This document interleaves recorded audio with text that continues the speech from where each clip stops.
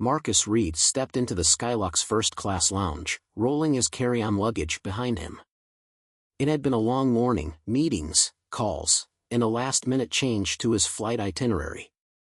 All he wanted was to grab a drink, relax, and enjoy the perks of his elite membership.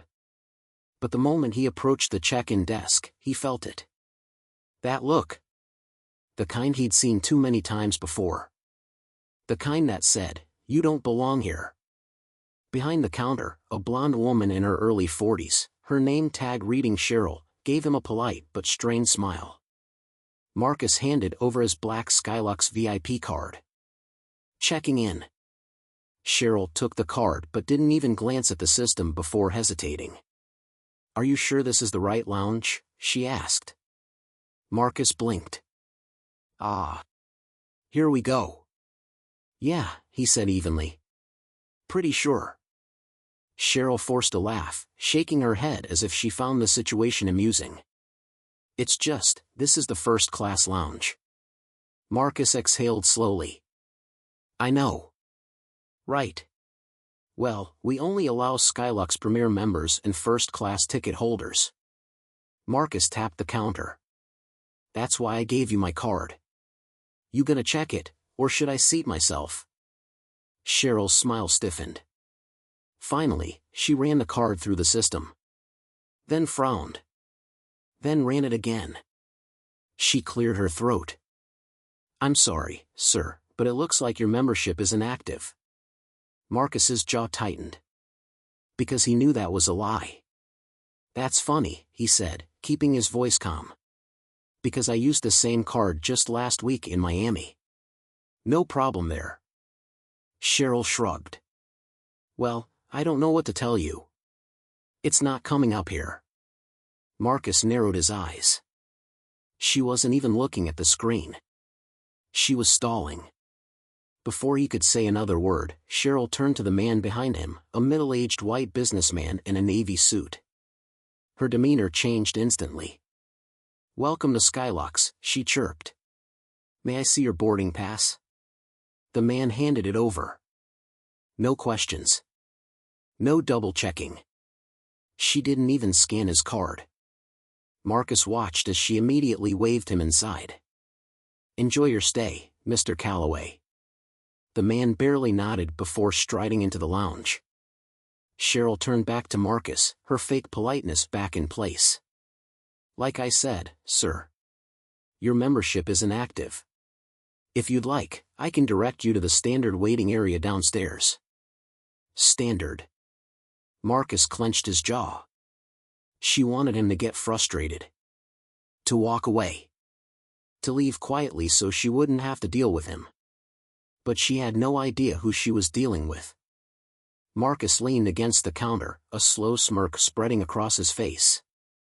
"You sure about that?" Cheryl's brows pinched. "Excuse me?" Marcus pulled out his phone. "Because I have an email from Skylux confirming my status." "Want me to pull it up?" Cheryl hesitated.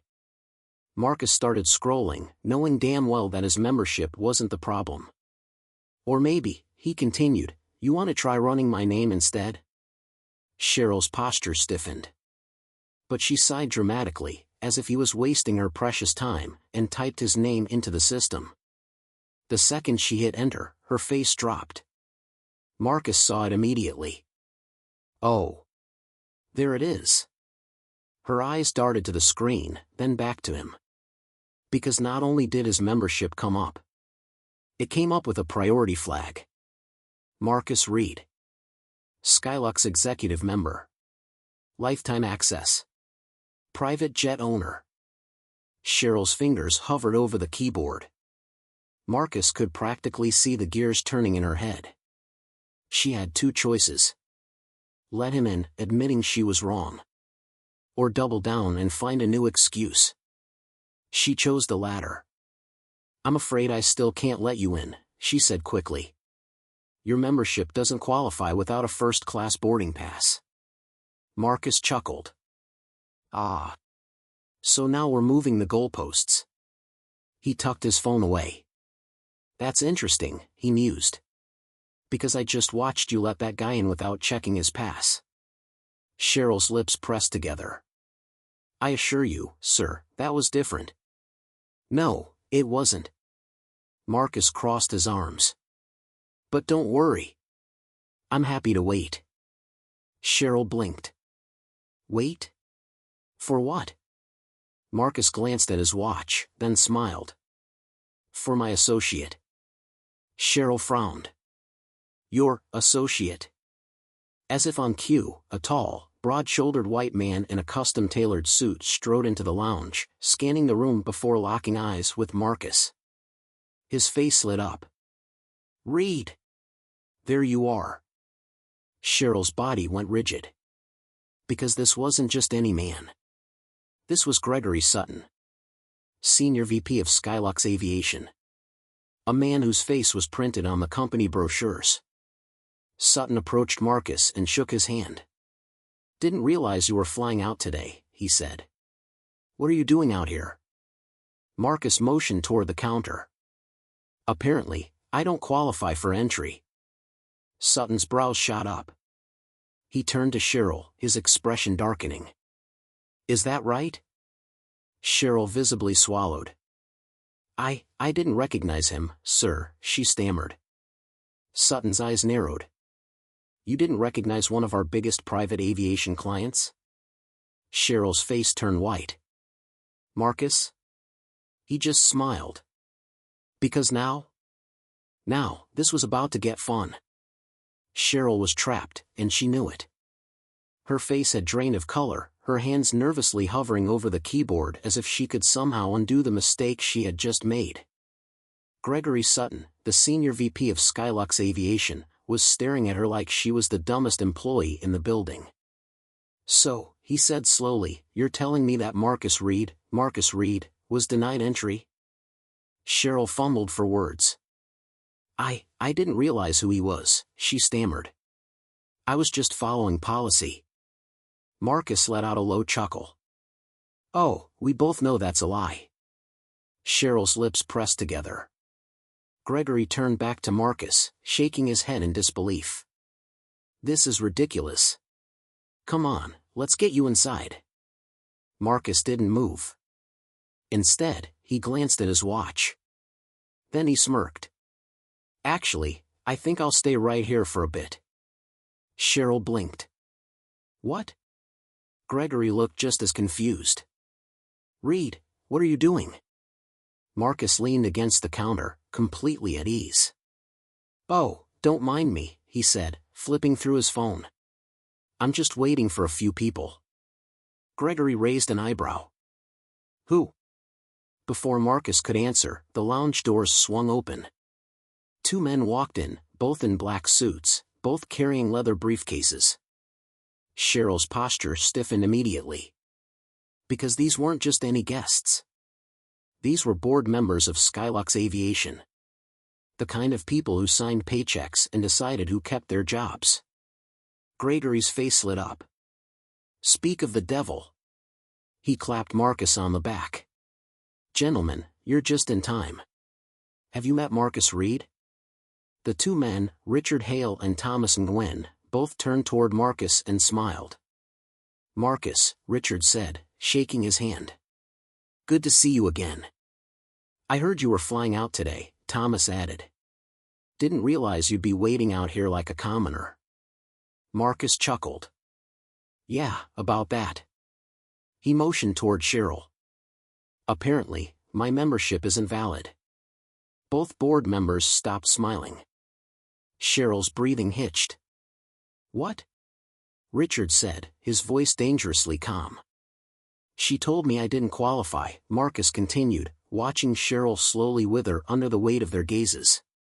Said my membership wasn't active. Then, when that excuse didn't work, she claimed I needed a first-class ticket. Thomas's expression darkened. This is unacceptable. Cheryl opened her mouth, then shut it. There was no way out of this. And yet, she still tried. It was just a misunderstanding, she blurted. I was only doing my job. Your job? Richard cut in. Cheryl flinched. Yes, she said quickly. It's standard procedure to verify memberships, and Is it standard procedure, Thomas interrupted, to allow other passengers through without verifying their credentials? Cheryl's mouth snapped shut. Because they had seen everything. They had watched her let multiple white guests in without question. She was done. Gregory let out a low whistle and turned to Marcus. Well, this is awkward. Marcus just smiled. Because now it was time to really make her sweat. The unexpected call. Just as Marcus was about to let her fully drown, Cheryl's phone rang. She practically jumped, fumbling to answer it. Yes, she said, voice shaking. A pause. Then her entire face changed. Eyes wide. Lips parted. Sweat forming on her forehead. She slowly turned to Marcus, the phone still pressed to her ear. It's for you, she croaked. Marcus raised an eyebrow. For me? She nodded stiffly. Marcus took the phone and placed it to his ear. Reed speaking. A deep voice rumbled through the line. Marcus, the man on the other end, greeted. I hear we have a situation. Marcus smirked. He knew that voice. It belonged to Jonathan Ellsworth, CEO of Skylux Aviation. And if he was calling? Cheryl was beyond screwed. The moment Marcus heard the CEO's voice, he knew this was about to get interesting. He locked eyes with Cheryl, who was visibly trembling now. She probably thought she could brush this under the rug, that he'd just be another frustrated black traveler forced to take his losses and move on. Too bad for her, Marcus didn't do losses. Jonathan, Marcus said smoothly, gripping the phone. Wasn't expecting a call from you today. Cheryl's eyes snapped up. Jonathan? As in Jonathan Ellsworth, the CEO of Skylux Aviation? The man who ran the entire operation. She looked like she was about to pass out. I wasn't expecting to call you either, Jonathan's voice rumbled through the line. Until I got a message saying one of my most important clients was standing outside a lounge he pays a small fortune to access. Marcus chuckled. Yeah, funny how that happened. There was a pause on the line. Then Jonathan sighed. Put me on speaker. Marcus didn't hesitate. With one tap, the entire lounge could hear him. All right, Jonathan said. Somebody explain to me why Marcus Reed, a man who owns 3 private jets, is being treated like an economy flyer. The entire room went silent. A few people turned in their seats. Even the bartender at the lounge bar froze mid-pour. Cheryl looked like she wanted to disappear. Gregory, the senior VP, cleared his throat. Sir, Not you, Greg, Jonathan interrupted. I want to hear it from the woman who denied him access. Cheryl visibly flinched. The room was watching her now. She tried to collect herself, straightening her shoulders. Mr. Ellsworth, I was just following protocol, she said, voice straining to sound professional. I didn't recognize Mr. Reed, and when I checked his membership, I didn't recognize him? Jonathan repeated, his tone cold. Tell me, Cheryl, do you verify every single member who walks through those doors? Cheryl swallowed hard. Jonathan didn't wait for an answer. Or did you make an assumption about who Marcus was and what he could afford? Cheryl's breathing hitched. The weight of every single person's stare was now fully on her. This wasn't just about Marcus anymore. This was about how many other black travelers she had pulled this stunt on. Jonathan exhaled sharply. Greg, handle this. And just like that, the line cut off. Marcus handed the phone back, taking his time as he did. Silence stretched. Then, Gregory Sutton, the senior VP, turned to Cheryl with a look so deadly she physically took a step back. You're done here. Cheryl's mouth fell open. What? I said, Gregory repeated, his voice sharp, you're done. Get your things. Security will escort you out. Cheryl's face crumpled. No, wait. No second chances, Gregory snapped. You thought you could gatekeep a black man out of a lounge he has every right to be in. You embarrassed our company in front of board members, VIPs, and now the CEO himself. Cheryl looked around frantically. Nobody came to her defense. The same people who had smiled at her earlier were now avoiding her gaze. Because they knew she messed up. And now? She was paying for it. An unexpected interruption. Just as security approached, the lounge doors swung open again. A middle-aged white woman in a navy blue business suit marched in. Cheryl's head snapped up. Ms. Langston, she blurted, relief flooding her face. Marcus raised an eyebrow. Oh. This just got even better. Elaine Langston, the Skylux Lounge Regional Director. The person in charge of employee operations for every elite Skylux Lounge in the country.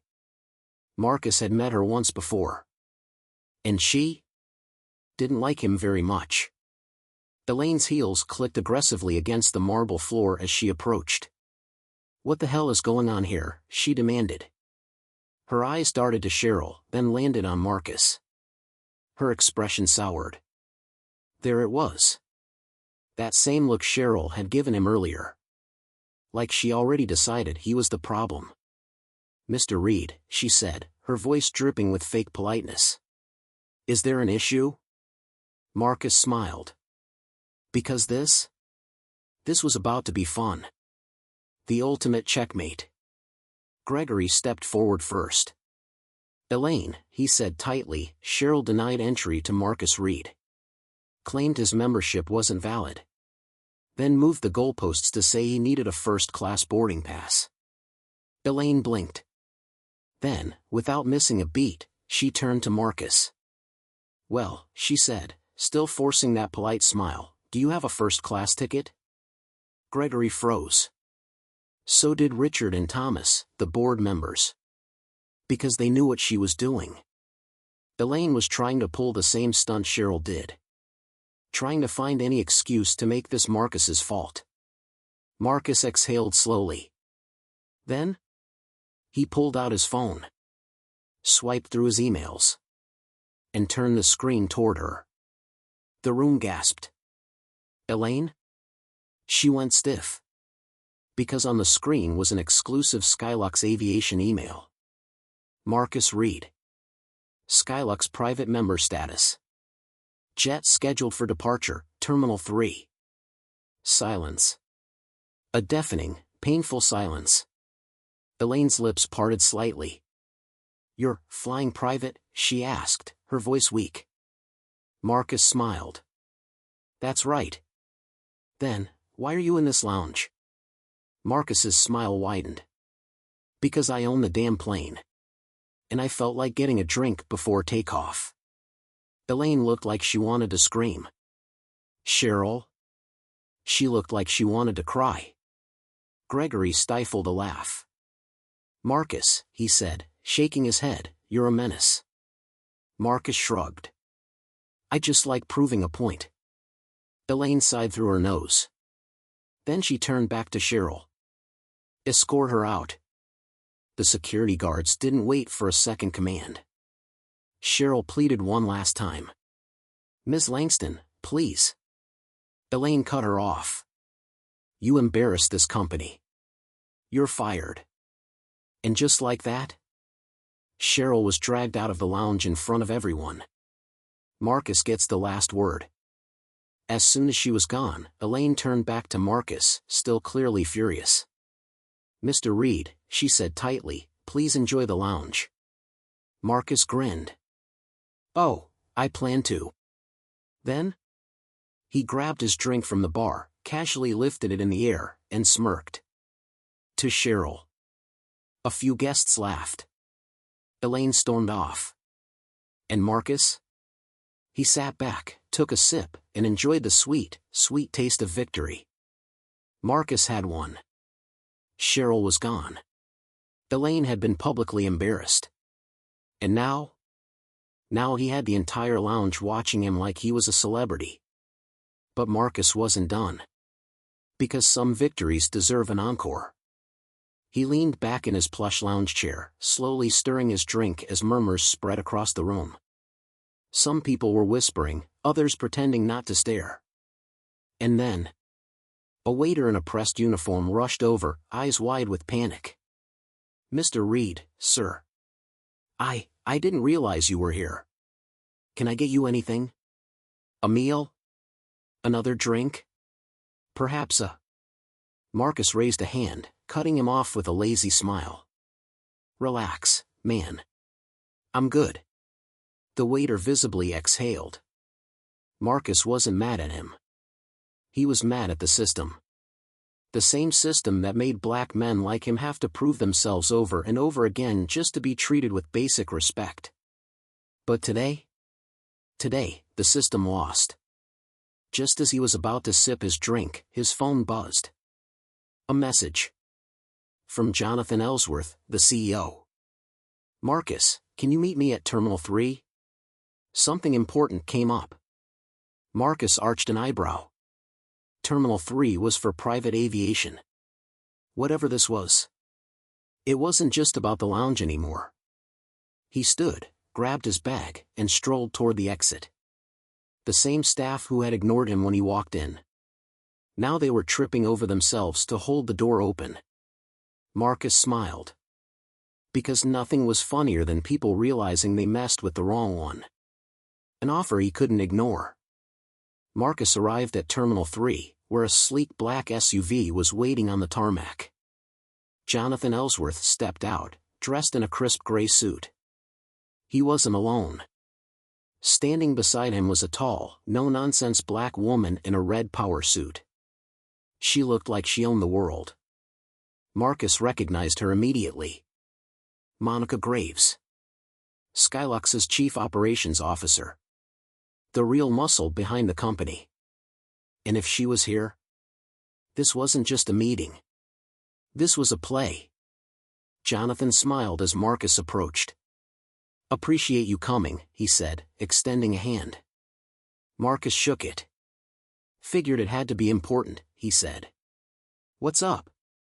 Monica stepped forward. "You humiliated Elaine Langston today," she said bluntly. Marcus smirked. "That wasn't hard. She did most of the work herself." Jonathan chuckled, but Monica didn't smile. She studied him, as if she were evaluating a high-stakes investment. Then she turned to Jonathan. "I told you," she said. "We need him." Marcus raised an eyebrow. "Need me for what?" Jonathan exhaled, slipping his hands into his pockets. "We're restructuring our VIP services team," he said. "After today, it's clear we need better oversight." Marcus nodded slowly.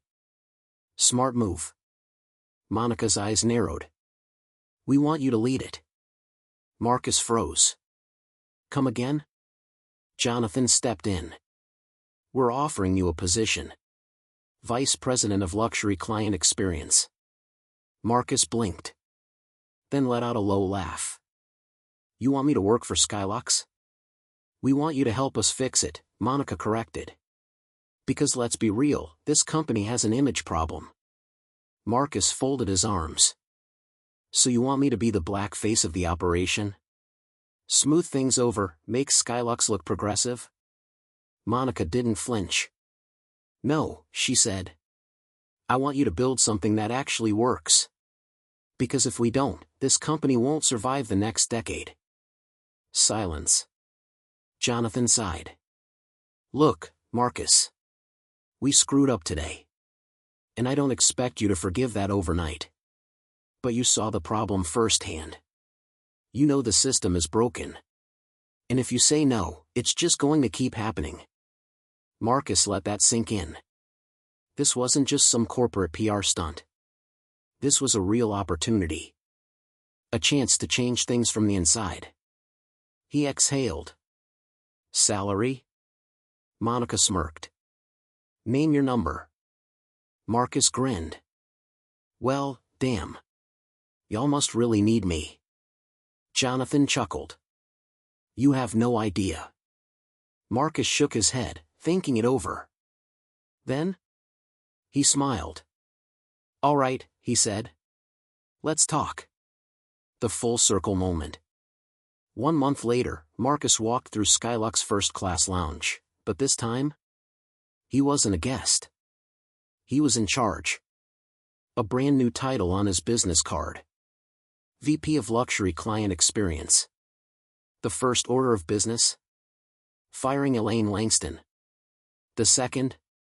Building a team that actually understood what luxury looked like. And the third? Making sure no black traveler ever had to deal with what he did.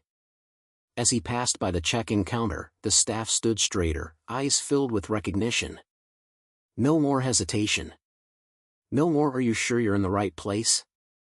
Because now, he owned the damn place. And for the first time, he finally felt like he belonged.